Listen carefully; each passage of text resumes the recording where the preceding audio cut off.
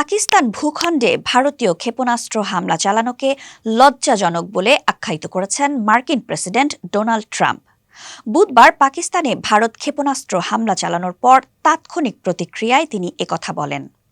ক্ষেপণাস্ত্র হামলা নিয়ে ট্রাম্পকে জিজ্ঞাসা করা হলে তিনি বলেন, এটা লজ্জাজনক, আমরা এইমাত্র এটি সম্পর্কে শুনেছি।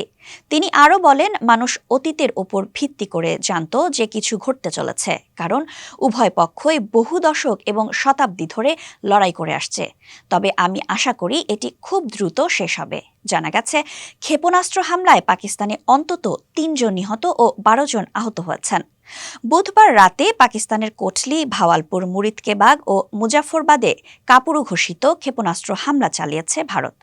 যদিও পাকিস্তান সেনাবাহিনী ইতোমধ্যে এ হামলার বদলা নিতে শুরু করেছে। হামলায় হতাহতের বিষয়ে পাক সেনা কর্মকর্তা লেফটেন্যান্ট জেনারেল আহমেদ শরীফ চৌধুরী বলেন, ক্ষয়ক্ষতির পরিমাণ নিরূপণ করা হচ্ছে।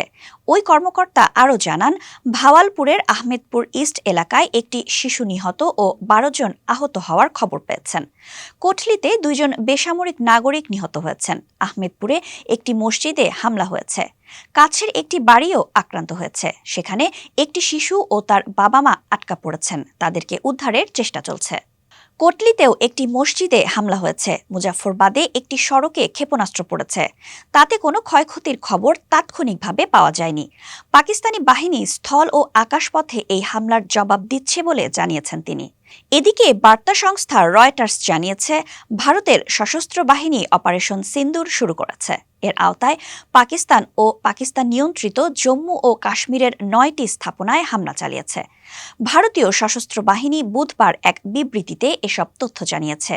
বিবৃতিতে ভারতীয় সশস্ত্র বাহিনী জানায়, অপারেশন সিঁদুর নামের অভিযানে পাকিস্তানের ৯টি জায়গায় হামলা চালানো হয়েছে। এই হামলায় সশস্ত্র গোষ্ঠীর অবকাঠামো লক্ষ্য করা হয়েছে। পাকিস্তানের সেনা সদস্যদের ওপর কোনো হামলা চালানো হয়নি। ২২ এপ্রিল ভারত নিয়ন্ত্রিত কাশ্মীরের পেহেলগামে বন্দুকধারীদের হামলায় ২৬ জন নিহত হন। এ ঘটনার পেছনে পাকিস্তানের সংশ্লিষ্টতা রয়েছে বলে নয়াদিল্লি অভিযোগ করলেও তা নাকচ করেছে পাকিস্তান।